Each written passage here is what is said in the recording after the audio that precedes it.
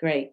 Well, we do have a time constraint, so I think in that spirit and keeping it to a 1-hour webinar overall, I'd like to welcome those of you that have joined us, and we're really excited to be here. I have a couple of familiar faces, some new faces, so it's great to see everyone here.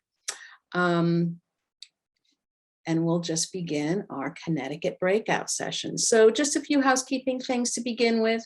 If you could please keep yourselves muted. We will have plenty of time at the end for questions and answers. And feel free to use chat. Let us know where you're from, and we'll begin. So very happy to have along for the ride today for the Connecticut breakout session. We have Jen Michalek from the Connecticut State Department of Education. Jen is an educational consultant there, and she services both math and computer science.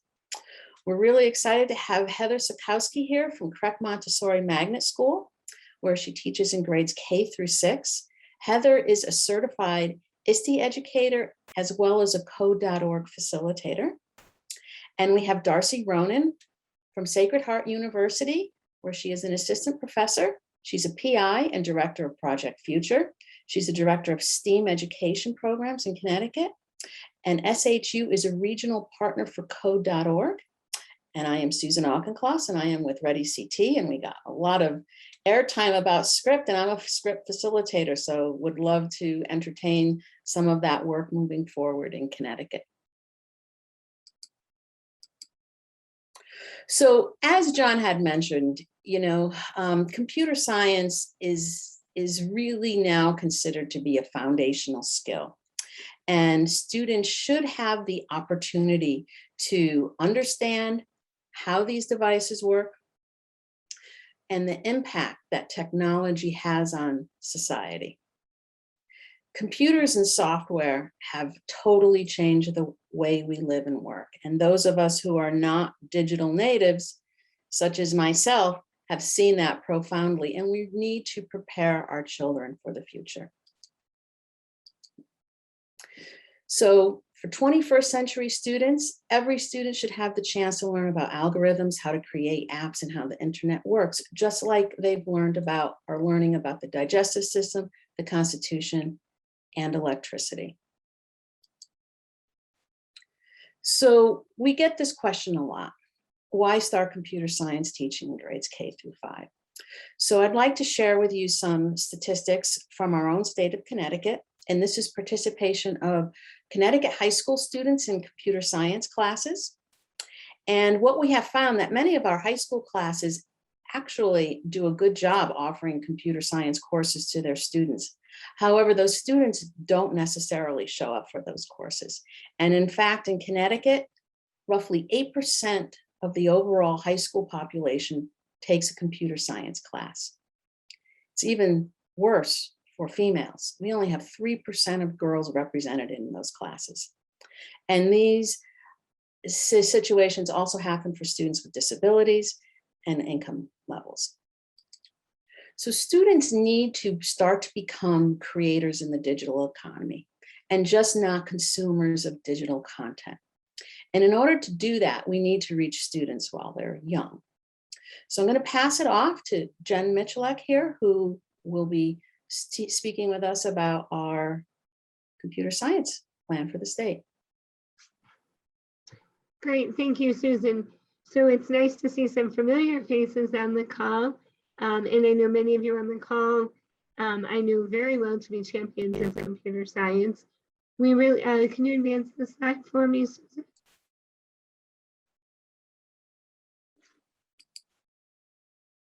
So hopefully, as a Connecticut educator, you are aware that the State Board of Education adopted the computer science plan.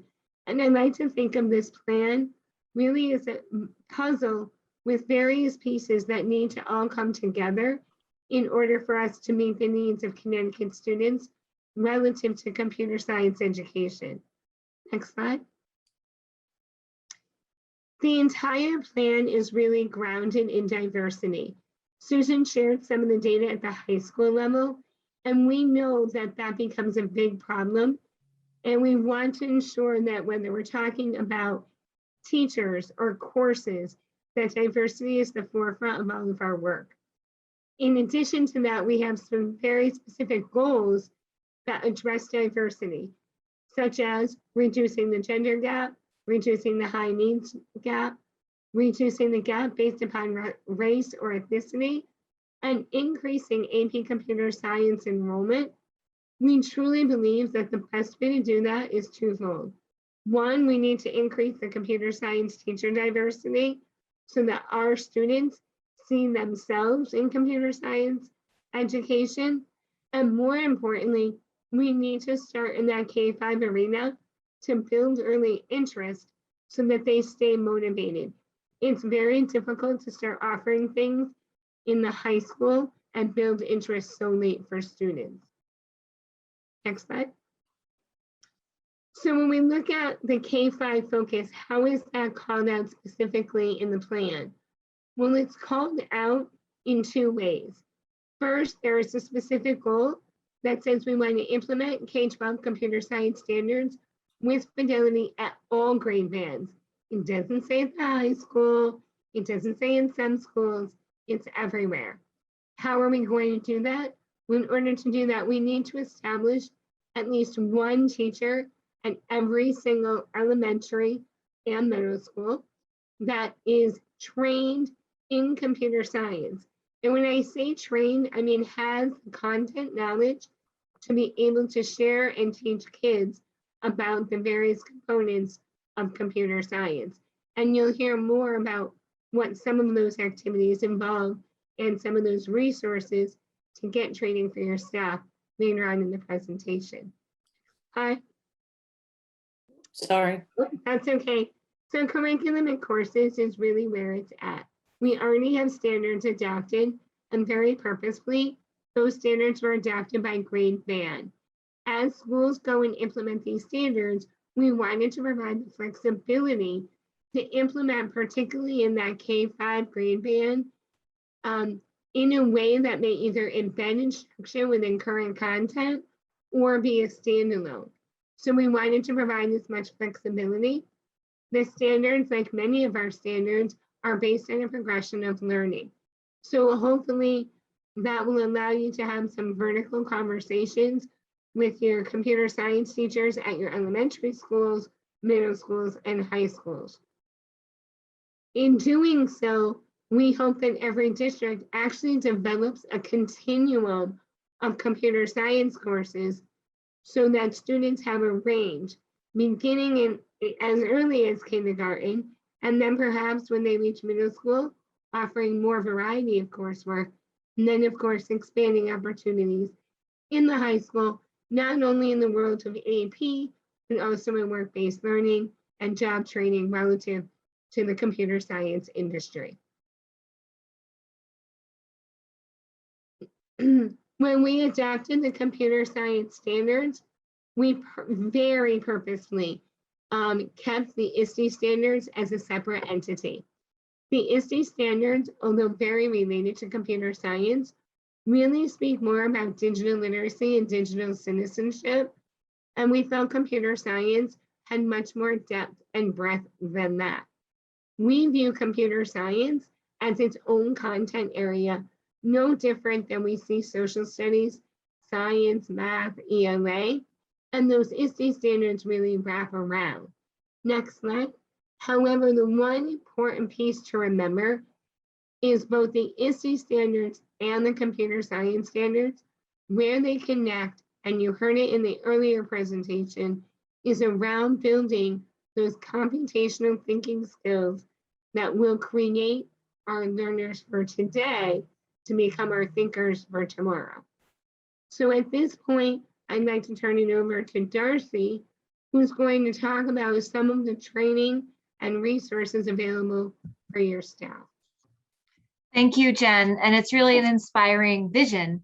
So now, in addition to what's being put in place at the state department level, there's a lot of work, as you all well know, to make this possible at the K-12 level of really building these kind of coherent, sustainable pathways that promote these visions about equity and sustainability and quality. So go ahead, Susan, to the next one.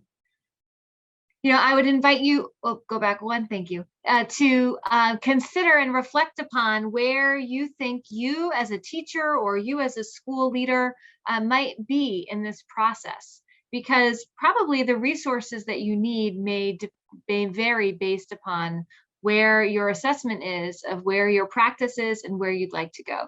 Perhaps you're really getting started in establishing interest, a broad base of interest. And maybe you're starting to explore and piece together curricula. Maybe you're really trying to look at achieving scale and sustainability as you build a program for your school for students K-5. So I'm going to share some resources that might be useful at those different stages. So as some of the things have been mentioned before, we are very fortunate in this computer science education community and movement that there are so many high quality, open access resources that are truly open and go. So if you want to help bring a teacher or a principal on board, something that is really easy to get started and have success, is going to be a really great way to begin. So Hour of Code is well established in this space. Our friends at code.org have done a lot of work, not only building and promoting these various experiences, but also in making sure and doing licensing work with a lot of the brands and characters that students will gravitate to very well. And Family Code Night, which uses a lot of Hour of Code resources and wraps around a very inviting package for administrators, students, and their families to get involved with. Now, once you sort of establish some of that base of interest, there is really a wide variety of curriculum products that are available. Again, many of them are also open access, high quality, and free. Code.org, Computer Science Fundamentals. As Susan mentioned, Sacred Heart University and myself in particular, we lead professional learning efforts for Computer Science Fundamentals in Connecticut through professional learning workshops. Heather is one of our facilitators. So that's one great curriculum option, but it's not the only one. And in fact, we find that many experienced and successful computer science educators at the elementary level pick and choose units, activities, and resources and equipment from various curricula. So there's also Scratch is very popular. The creative computing curriculum out of Harvard University, John mentioned that as well, are all open access and free. You don't even have to buy the equipment that you saw in that video from the CSforAll classrooms that were shown. Great. Next one, please, Susan. As you think about building a program and moving beyond the kind of dabbling and experimentation into what is really going to be the assured experience for students in K-5 computer science.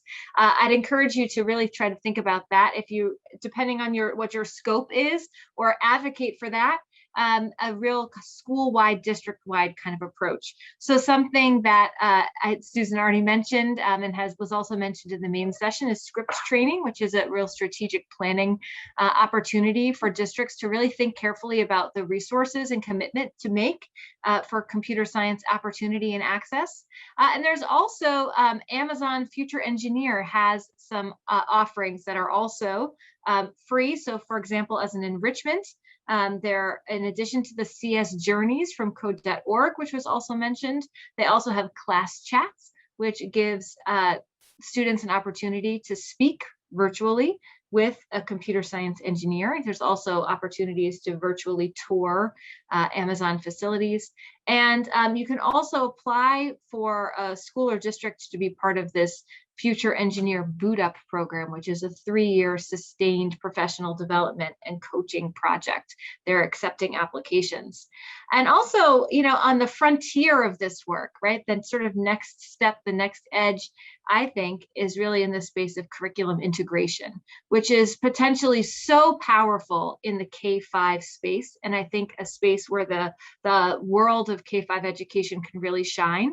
And so this is something that I'm involved with through Project Future. We will eventually be producing integrated curriculum units, and Code.org is also in the process of developing integrated curriculum units that integrate computer science with another content area. And so now it's my pleasure to pass the presentation along to a teacher who has already brought her school and her practice through so many of these stages, is going to share some more ideas about curriculum integration. So Heather, over to you. Thanks, Darcy. Okay, so yes, my name is Heather Sutkowski, and I teach at the CREC Montessori Magnet School in Hartford. So I thought, as we're thinking about how do we start a program, how does a school progress from starting with one teacher, how do you move forward? I thought I'd share my school's history over the last 10 years. So we started with just an enrichment approach with one student. And then we built out to have a summer school technology class. The year after, 2012, we started an after school technology class with aftercare students. And then that interest started to grow. So we started to do pull-out groups, but because there was a little hesitancy, we did pull-out groups during recess. Then we did pull-out groups the following year during instructional time. Still, we were only pulling out a small group of students. It wasn't reaching everyone yet. So then in 2015, we did more pull-out groups. I also pushed into classrooms. We did some school-wide Hour of Code celebrations, and then the library media specialist started to offer Code.org during library media time. So we're trying to get more kids involved. Finally, in 2016 is when we developed a standalone specials class, and I still teach that. It's a weekly specials computer science class. It reaches all the students in the school. So we've been doing that the last 5 years. I still do pull-out groups other parts of the day. We established a library makerspace, and then for future, we hope to maintain that computer science, that standalone class, but then have a better use of the makerspace. Try to integrate computer science into the classroom even more through a coaching model with classroom teachers. So while I traditionally do the standalone computer science class last year, due to the pandemic, I was actually a classroom teacher for first, second, and third grade students all last year virtually. So they learned online all year, and I taught that class. So I have some examples to show you right now of activities. All these activities I'm going to share with you, I actually did with my first, second, and third graders in a regular classroom last year.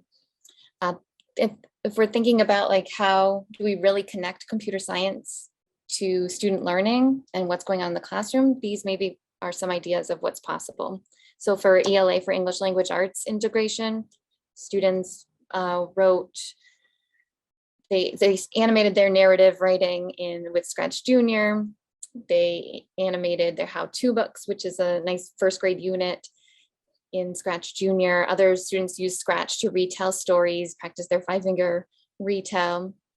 Another quick way to integrate computer science lessons is with your read aloud book. So the Wild Robot or Giger the Robot have great storylines, really keep kids' interest, but you can also tie in artificial intelligence in that way. It leads to a lot of interesting discussions about what happens when robots might interact with people or animals in the environment. Students animated poetry using Scratch's animated text blocks, which are beta versions. There's a great biography unit that students do in third grade. And we used some notable computer scientists to study what are some features of biographies, and we use computer scientists to teach them that. Also, mystery units are a great connection to cybersecurity and using ciphers and problem solving skills. On the next slide for math, first grade students do a lot of work with tally charts towards the end of the year. So at the end of the year, they were doing a lot of tally charts, and one of them, there's a small picture of a fish tally chart that they made, and then they took those fish and animated them to make their own aquarium. So it was nice to see the data in different ways. Third grade students were doing a lot of multiplication arrays at the beginning of the year, so they made their own arrays using pencil code. And we took a virtual field trip to Amazon with the Amazon Future Engineer program. And there's a quick screenshot there of a bird's eye of one of the levels of Amazon Future Engineer. Was a great way to apply area and also like see how Amazon works at the same time. We've made fractions games on Scratch. As a whole class, we made a game to help compare fractions as they were trying to see which was greater than and less than. And we made our own game together to test that out. They've made stopwatches and timers. And the last example from math was using Ozobot Shape Tracer and pixel art for students who were studying shapes and perimeter and area. Again, these are all things I did with these students last year. In social studies, some students were studying native life and basket weaving techniques. So we were able to connect that to algorithms and what would the basket weaving algorithm be. The code.org harvester levels also tied in and when we were learning about the three sisters, corn, beans, and squash. First graders have a map unit in social studies, and that tied into practicing the cardinal directions, north, south, east, and west.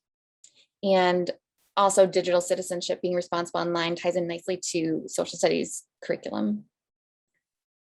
And then finally in science, one of our ecosystems units, students made some seed dispersal animations. I sent them home some solar cell bug kits as we were talking about the sun and effects of the sun.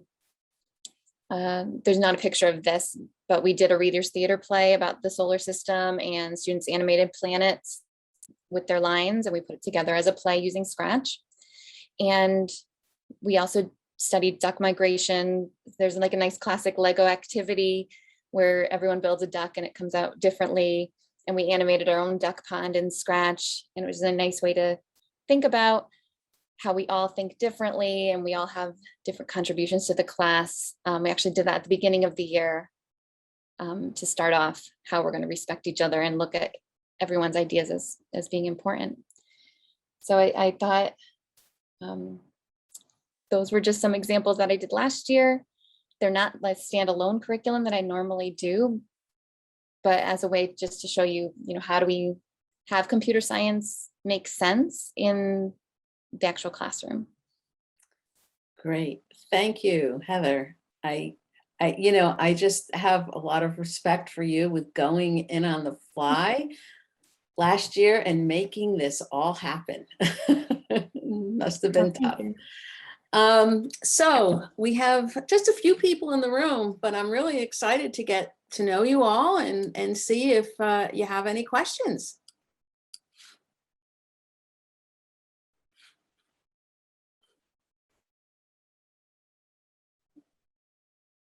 Does anyone have any questions? There's a question in the chat, Susan, in regards to the privacy statement with Scratch. Right, so when I use Scratch with my students, I have just generic names that I've made for them. So nothing's tied to like their personal information. Okay. Also, Scratch Junior doesn't have logins. But wouldn't that be a persistent modifier as is stated in the law? Well, I mean, the way I've done it, I just have like, it says just an abbreviation for our school and then one, and then that's with just Scratch. But if you have to use Scratch Junior, then you don't need to have logins at all for that. And I would recommend reaching out to Doug Casey, who's the commissioner, who is the director, the Commission on Education Technology. This is something Doug and I have had numerous conversations about. And my understanding with Scratch is Scratch doesn't believe that they're actually obtaining any of the information and is protected under student data privacy. So that's where kind of the glitch is coming in. I will tell you we're actively working on that. And certainly the more pressure that we all get from districts that are, off, everyone will be able to adopt that. Okay, well, great. I wanted to know if I could ask quickly. Please. For Heather, if I understood what you said, I'm curious about your model. So you're able to teach computer science as a dedicated teacher, as a special one time per week for all grade levels. Did I hear that correctly? Yes, That's yep, awesome. that's what we do. Is that, you said you're at CREC Montessori, so I don't know, is that, how common is that? I'm wondering what other models are across the state if we happen to know. So it's to replace Spanish. We don't do world language. So that's how we fit it. But it could also be like a sixth special Absolutely. rotation, right? Oh, absolutely. Oh, we've also seen across the state, many library media specialists will adopt some computer science as part of their Time. year-long offerings with students as part of their curriculum.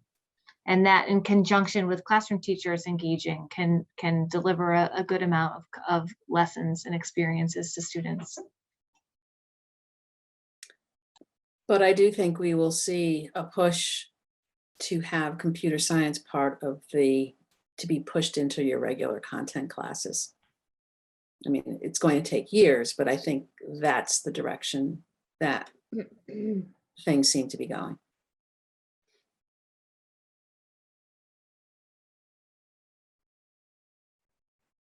Okay. Well, with that, I would just invite you all to participate in some of our programs that we have, and there are many. CS's Elementary is a wonderful provider of family code night, and I can help you all establish that in your districts if you would like. It's really great. We would love to have schools get on and state how, their goals to computer science education for the year for their students, which is really pretty nice, and get that map lit up. We have a really small group here, but small can be powerful. So we're interested in learning about you and moving forward with this work.